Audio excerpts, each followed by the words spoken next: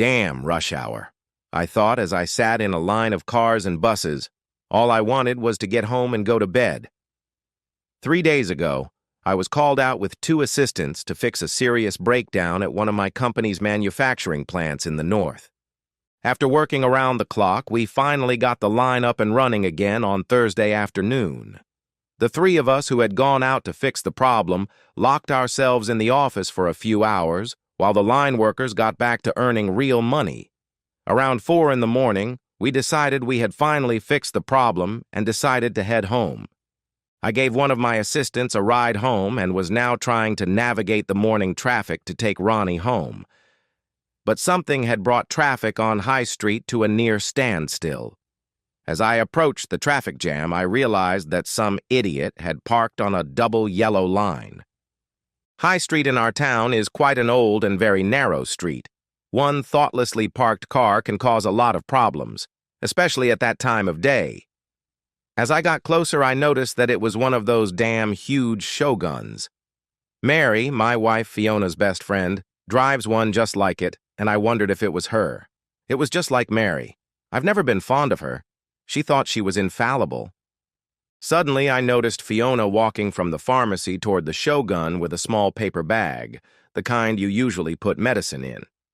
Fiona walked up to the Shogun and, giving the middle finger to some guy who honked at them, got into the front passenger seat and the Shogun drove off. I was still some distance away, and Fiona didn't seem to notice me, but I was damn curious about what Fiona and Mary were doing so early in the morning. I didn't say anything to Ronnie because I was sure he would make some stupid comment. After I dropped him off at his house, I headed home. When I walked in the door, I was in for a shock. Fiona came up to me in her robe and looked like she had just gotten out of bed. Even her hair was tousled. "Hi, honey," she said, hugging me around the neck and kissing me. "I guess you want something to eat before you go to bed." I'm not the smartest guy in the world, but I wasn't born yesterday. For some reason, something about her greeting seemed off. 20 minutes ago, Fiona was standing on the main street in a short black skirt and that purple blouse that always made her look so cute. And now she was standing in front of me looking like she'd just gotten out of bed, with traces of that damn cream she puts on her face at night. And she was combing her tangled hair when I walked in the door. Oh yeah, and she had toothpaste in her mouth. Nothing unusual, I'll admit, but Fiona is a creature of habit. She brushes her teeth after her morning shower, and her hair was still dry, which meant she hadn't had time to shower yet. What to do? That was the question I asked myself. Say something or wait and see how things unfolded. I've been solving my employer's problems my whole life. To my bosses, I'm just a cat with whiskers when it comes to problem solving. My method is simple. When a problem arises, say and do as little as possible until you understand what it is. Hasty actions rarely solve anything. Moreover, they can often make the situation worse if you do the wrong thing. No, you need to sit down and gather all the necessary information before making a decision. No, don't worry, Fiona. I'll just take a shower and rest for a couple of hours. Then I'll grab a bite to eat on my way to the office. I didn't get to finish a couple of things I needed to do before the weekend on Tuesday. Okay, honey, if you're using our bathroom, I'll take a shower in the guest room. Oh, you're not coming with me? I've missed you the last couple of days. We could have some fun. I'm not really sure why I said that. Maybe I just wanted to hear Fiona's response. No luck, cowboy. I overslept a little today and I'm already running late. Once you start, we'll be in bed until lunchtime, and I have to get to the office. Don't forget we're going to Mary and Jim's engagement party tonight. I don't want to be late. Don't worry, baby. I have nothing to do at the office. I'll probably be back before you are. I must admit that I was pleased with my self-control. Inside, I was furious, but Fiona had no idea. I was damn sure she had spent the whole night with Mary, and when I saw them, they were already on their way home. The quick change into her bathrobe convinced me that she probably hadn't been playing the role of the happy, faithful wife while I was away. Well, at least she must have spent the whole night in clubs. That's not what a wife who's been married for 8 years does without her husband's knowledge. We went to our bathrooms, and then I got into bed. Fiona came in, kissed me, and went to her office. I lay there trying to sleep, but sleep wouldn't come. You know when you get the feeling that the person you trust most in the world? Well, I have to give her the benefit of the doubt, so I'll just say, isn't behaving the way you'd like them to, and all kinds of scenarios run through your head. Most of them are very unpleasant. After an hour or so, still unable to sleep, I got up again, made some coffee, and prepared breakfast, which immediately went into the garbage chute because for some reason I had lost my appetite, and with it, my ability to sleep. Images flashed through my mind of Fiona crossing the street and standing in the hallway in her bathrobe when I walked in the door. And there was something else very strange. The pharmacy doesn't usually open until 9. How the hell did Fiona manage to buy something at 7:45 in the morning when I saw her there? Then I remembered her friend Gemma. Gemma's parents owned the pharmacy, and Gemma had become a pharmacist when she came back from university. When I finished washing the dishes after breakfast, my thoughts turned to what I should have thought about much earlier. There was a glass on the dish rack. What was so strange about that? Nothing really, but it was there. I racked my brains trying to figure out what the hell was going on with Fiona.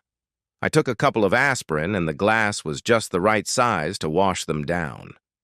Suddenly, I wondered what the hell was in that paper bag I had seen at Fiona's house that morning. What could she have persuaded Gemma to open the pharmacy early for her? What could be so urgent? I had to search the house. The bag from the pharmacy was quickly found in a recycling bag in the basement. Fiona really cares about saving the planet, but in this case, I think she was making a mistake. But searching the rest of the house didn't turn up anything at first. Then I thought about opening those nasty little bags that Fiona, like most women for obvious reasons, leaves in the trash can for a few days every month. Fortunately, I didn't have to open and search any of them. The one I was looking for was easy to spot because it was the only one. However, it would have stood out like a sore thumb anyway, as it appeared to contain very little. Fiona, you could have at least wrapped the contents in a towel. When I opened the bag, I found a small cardboard box and a pull-out package containing 2 Levanella pills and the usual leaflet warning about side effects. For those who are not familiar with Levanella pills, they are better known as morning-after pills. Well, that's it. Game, set, and match. The end of my marriage, neatly wrapped in a small paper bag from the pharmacy. After all, there's only one reason to take the morning-after pill, and if you don't know what that is, you've got big problems. Now all I had to do was find out who the hell was the other player in Fiona's little game. Ah, yes, but the most skeptical among you may ask, how do you know it wasn't Mary who took those damn Levanelle pills? Well, that question can be answered in one word. Hysterectomy. And Mary is one of those women who loves to tell everyone about it. She had problems, no, I never listened, giving birth to her second child. At the slightest provocation, she can spend most of the evening recounting all the gory details. I've heard the beginning of this story so many times that I sometimes wonder if she uses it to seduce men. You know what I mean? I can have sex until the end of time and never get pregnant again. Thinking about it, I wonder if that's what her marriage was really like. Maybe her husband caught her with someone else, not the other way around, as she tells it. That would explain why her ex stayed with the kids. Convinced that my marriage was about to end, I stopped by the bank on my way to the office and made a few discreet changes to our bank accounts. Nothing too radical, but enough to ensure that my assets were secure. Fortunately, the mortgage on our house was in Fiona's name. The mortgage on our cottage in New Forest was in my name. To be honest, I think I came out ahead in this situation. As soon as I got to the office, I called the big boss. He had been trying to persuade me to take a management position at the company's factory in Southampton for some time. Southampton is very conveniently located for New Forest. That day I told him I was ready to move whenever he wanted. "Well done, Nick. That job is made for you," he said. "But I thought Fiona didn't want to move because she'd have to give up her job. Did you persuade her to change her mind?" "Not exactly, Roger. I think Fiona has decided she wants to change husbands. Or maybe she thinks I'm the kind of guy who'll put up with her fucking someone else when I'm not around. I could see that Roger was taken aback for a moment and didn't know what to say. Oh God, Nick, are you sure? I wouldn't have thought Fiona was capable of that. Neither did I, boss. That's why I married her. But I'm pretty sure some bitch was fucking her in the ass while I was in Preston this week. Shit, I'm sorry. What the fuck are you sorry for unless you were fucking her? Don't be an idiot, Nick. You know I would never do anything like that. I mean, I'm sorry I sent you there. If I hadn't, you would have been home, and she probably wouldn't have... You know. I don't see it that way, Roger. If she cared so little about me that she left and slept with some jerk while I was gone for a couple of nights, she could have done it all she wanted. Think about how many times I've been away in the last couple of years. A dozen, maybe 24 nights? Every time I was gone, she could have been having fun for all I know. All I have to do now is find out who she was with last night. You seem to be taking this very well, Nick. I'd probably climb the walls if I found out my wife was cheating on me. Ah, here we go, boss. This is what I pay you for. When it comes down to it, I'm calm, cool, and collected. I find what needs to be done, and I do it. But I'll be honest with you. On the outside, I'm calm and cool, but on the inside, I'm furious.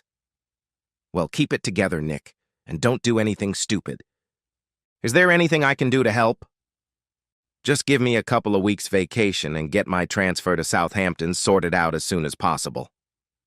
No problem, Nick. There's a guy there who's been seconded from the Salford plant. He can't wait to get back home.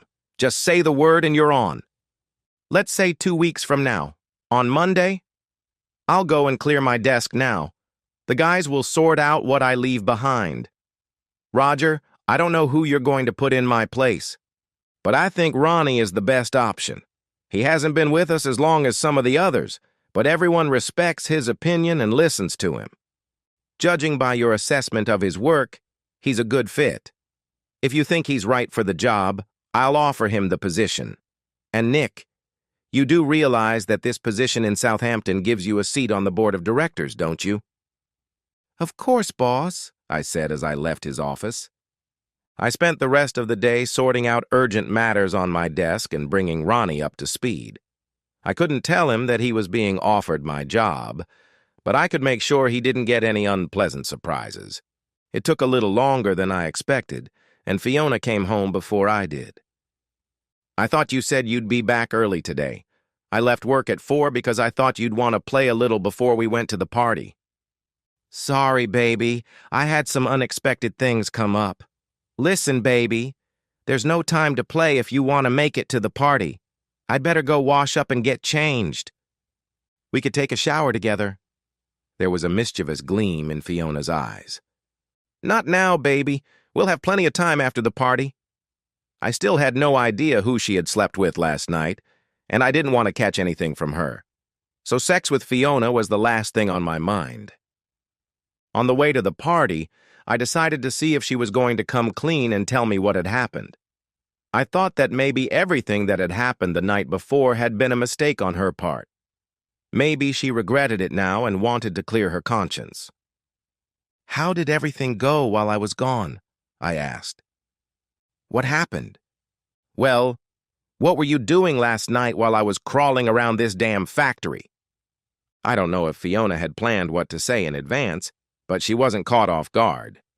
I suppose she figured that even though I had called her on Thursday afternoon to ask how she was doing, I might well have called her at home that evening and gotten no answer. Nothing much. When I told Mary you were still stuck up north, she suggested we have dinner right after work. Then we went for a drink, and then she drove me home. I think I overdid it on the gin, and now I feel awful. I was dead this morning. Very good, Fiona, even if I do say so myself. She covered it up very well. If I had called, she might have been with Mary, and when Fiona drinks, she sleeps like a log. Her phone won't wake her up. If I hadn't seen her at the pharmacy, I would have believed her.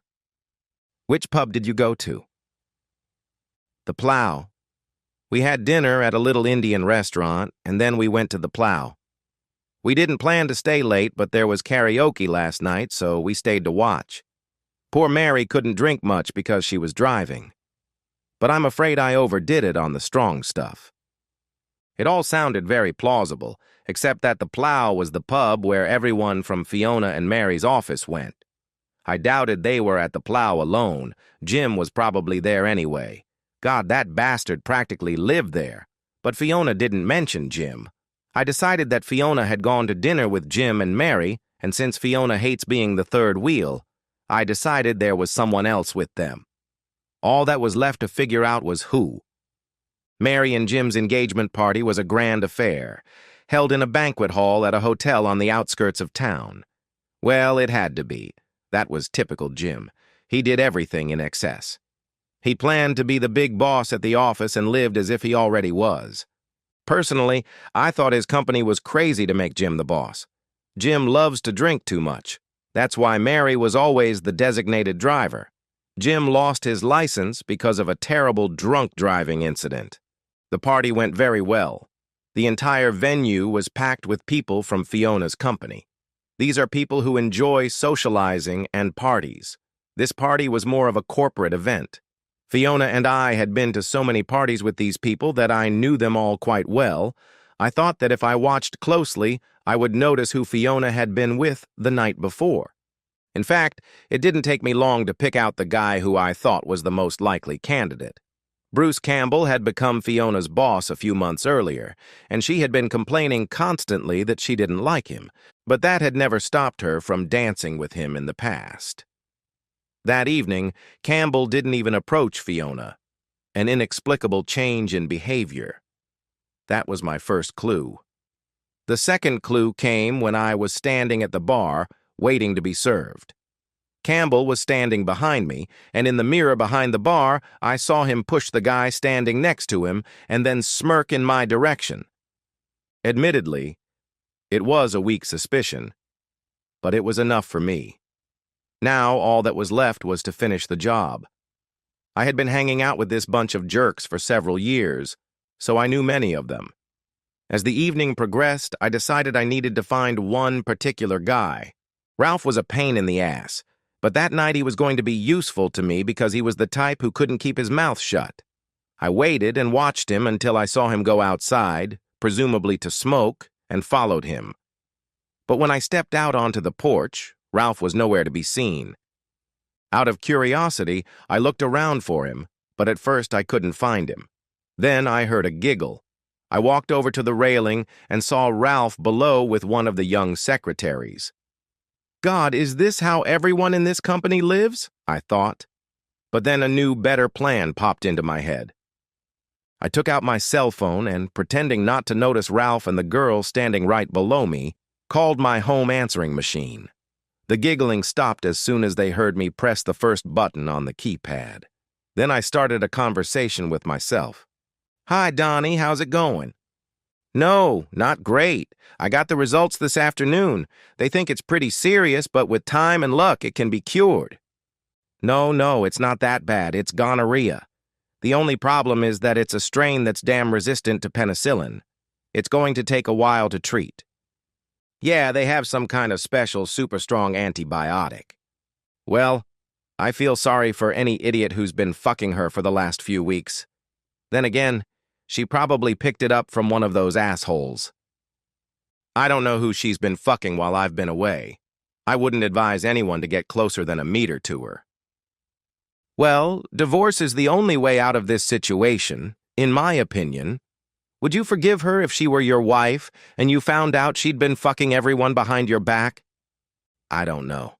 I think it'll all come out either tonight or tomorrow morning. No, I can't do anything right now. We're at Fiona's friend's engagement party. Okay, fine, buddy. We'll talk tomorrow. I'll let you know how it goes.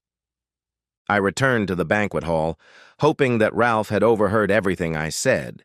If he knew or suspected that Campbell had slept with Fiona, I hoped he would figure it out for himself and put two and two together. That's the problem with nosy gossips. They tailor the facts to fit their version of events.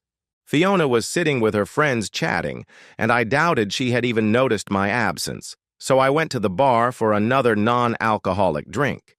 I don't drink alcohol when I'm driving. I watched as Ralph and his girlfriend returned to the hall. The girl went over to her friends, and they immediately gathered in a circle. I assumed that the Dutch whispers had begun.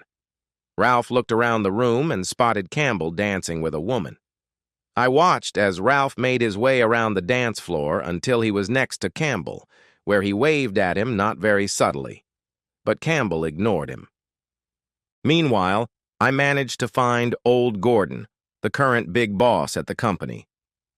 Keeping my eyes on Ralph, I approached him. "Mr. Gordon." "Oh, how are you, Nick? How's Vida sound? You know you should have taken that job I offered you. I'm retiring this year. I think you'd be the perfect candidate to take my place." "I have a question for you, sir. Is there still a clause in the company contract prohibiting friendly relations?" Old Gordon changed abruptly. "Nick, is there something I should know about?" "I'd like you to keep an eye on Ralph and Bruce Campbell, sir. I think Ralph is about to tell Campbell something he won't like." "Please don't talk in riddles. Nick, if something is going on, I need to know about it." "I don't have any proof at the moment, sir, but I think I will soon. Would you like to come with me?" Ralph and Campbell were talking, and I noticed Campbell suddenly stand up straight and turn sharply toward Fiona. All the blood drained from his face, but when he stared at Fiona, he began to blush. Bad news, alcohol and anger. Not a very good combination. Campbell started toward Fiona, and I asked Mr. Gordon to follow me. We approached the table, standing behind Campbell, and he clearly didn't notice us. "You fucking slut!" Campbell yelled at Fiona. "If I caught this fucking pox from you, I'll fire you, you little slut." Fiona blushed and didn't know what to say. "Mr. Campbell, do I understand correctly from your statement that you and Mrs. Blackie were, in a close relationship?" Campbell turned around and saw Mr. Gordon and me. No, sir, I was just saying—" Campbell tried to come up with an alibi. "From what I just heard, it sounded like you were accusing Mrs. Blackie of infecting you with a venereal disease. There's only one way that could have happened, Bruce. Do you think I'm an idiot?" "I don't need to hear any more. Not that I need to, but I just remembered that there's a clause in your contract prohibiting friendly relations. You and Mrs. Blackie are both married, so that clause applies. On Monday morning, you'll both be fired." "You can't do that." "Oh, I can't. Just look around. I'm sure many of your colleagues, as well as Mr. Blackie, heard your emotional outburst. Take me to court and you'll be fired with laughter." Mr. Gordon turned to me. "I'm very sorry, Nick. This must be very unpleasant and humiliating for you. If I had suspected anything, I would have taken action sooner." "I understand, sir, but I only found out about this today. I think I'll go home if you don't mind." When I turned away, I saw Fiona sitting with her face buried in her hands, sobbing loudly. The music had stopped, and everyone in the hall was looking at us. I picked up my coat and left the hotel lobby. When I reached my discovery, I realized I was too agitated to drive. Don't think I'm a cold bastard. It had been a very emotional day for me. But I managed to contain my anger. I leaned against the car and lit a cigarette to calm down a little. Then I noticed Campbell and his wife coming out of the hotel. More accurately, I heard them. Mrs. Campbell was telling Campbell exactly what she thought of him in no uncertain terms, and he was responding with profanity. When Campbell saw me, he forgot about his wife and headed straight for me. "You fucking bastard, you set me up, didn't you? I'll kill you, you little shit." Oh, God, I thought. Campbell, being a little bigger than me, decided he'd found someone to take his anger out on. The problem was that Campbell had drunk quite a lot of alcohol that evening, and I hadn't had anything to drink. This created a slight problem for me, as his senses were somewhat dulled and he wouldn't feel the pain as much. Therefore, it took him longer to realize that it was best to stay on the ground once I had put him there. But on the other hand, his coordination must have been zero, and it was. His first punch landed on the doorframe of the car when I dodged to the side. I don't think he managed to land another punch. I caught him with one punch to the kidneys and a punch to the throat. The fun was over when Campbell was lying on the ground, gasping for air. His wife came over and kicked him a couple of times, making derogatory remarks about his parenting skills. Then she smiled at me and walked away. I got into my disco and drove home. Half an hour after I arrived, I heard a taxi pull up. A few moments later, the doorbell rang. Fiona hadn't taken her keys with her. I considered leaving her outside but changed my mind. "What the hell did you do, telling everyone I have a venereal disease?" Fiona used the old first strike wins tactic. "I didn't tell anyone you had a sexually transmitted disease, Fiona. Is it my fault that your colleagues misunderstood and jumped to conclusions? Your boyfriend sounded very upset. What was he saying about you giving him gonorrhea? You must have slept with him to do that to him. How long have you been doing this, Fiona? What kind of stupid bitch are you? Did you even think about how you might have gotten it?" Fiona just stood there staring at me. Then she looked down at the floor. "Come on, Fiona. Isn't it time you told me it's all my fault? That I treated you badly or didn't satisfy you in bed or something like that? You're not answering me, girl. Tell me why it's my fault you let that fucking asshole fuck you." "I didn't want it, honestly. It was an accident." "An accident? What happened? You just happened to be naked? Then you accidentally bumped into each other? Don't give me that crap, Fiona. You went out to dinner with Pratt last night, didn't you?" "Yes, but you weren't there." "Oh shit, there it is. It's my fault. Damn it, girl, you called me to make sure I wasn't home. What do you take me for, an idiot?" "No, Nick, that's not what I meant. You weren't going to be home, and Mary asked me if I wanted to have dinner with them. And you took Campbell with you so he could keep you company. Well, you know I don't like being a third wheel. And after dinner you went to the pub, got drunk, and the next thing you remember is waking up in bed with Campbell." "Yes, that's exactly what happened. That's exactly how it was. I didn't want to sleep with him. I just got drunk. It was an accident, Nick, honestly." "Nonsense, Fiona. All you've done since Campbell took your place in the office is complain about him. You complained about him to me because you thought I wouldn't suspect you liked him. Yesterday afternoon he asked you out to dinner, probably after Jim told him I was out of town. That's why you called me. You didn't want me to show up and catch you two together. You went to the pub, that's true, but I doubt you stayed there that long, and you certainly didn't drink yourself into a stupor. You think I don't know how a hangover affects you, girl? You couldn't have gone to work today if you were that drunk. No, you planned to go back to Mary and Jim and have some fun. But tell me, how is Jim in bed? Was he better than Campbell?" "What?" Fiona stared at me with wide eyes. "Come on, don't try to tell me you two never swapped partners. I saw the look on Mary and Jim's faces when Campbell accused you of giving him an STD. They were scared shitless. They think they've got it too, don't they?" Fiona's face showed complete defeat, and she slowly sank into a chair. "You know everything, don't you?" "I think I know almost everything, yes, but I don't know how long it's been going on." "I'm sorry, Nick. It was just last night, honestly. I really don't know what came over me. Is there any way to forget about it?" "Oh, I've already forgotten all about it, girl. I forgot about it this afternoon when I accepted the job offer in Southampton. I'm moving to the cottage tomorrow. If we agree to a divorce, it'll all be settled in a couple of months." "You're not going to divorce me just because of one stupid mistake, are you?" "What makes you think it's just one stupid mistake, Fiona? You lied to me for months when you said you hated Campbell. If you felt attracted to him and wanted to stay faithful to me, you could have supported me when I was offered the job in Southampton. Then you wouldn't have had to see him anymore. But no, you didn't want to leave your job, as you said yourself. But I think maybe you didn't want to leave Campbell. Well, sleeping with one guy can be considered a mistake. But swapping partners with your friend Mary? That's not a mistake. That's called swinging, and I'm not into that. Tell me, I'm just curious. Did Jim have a threesome with you and Mary when I wasn't there?" "Oh, shit, no. Oh, God, what have I done to us?" "Not us, girl, yourself. From now on, you're on your own. I'm leaving. I'll come back for my things over the weekend. You better tell Jim to run if he sees me. No, please wait, Nick. Let's talk. I slammed the door as I left the house. Well, things didn't go as smoothly as I had hoped.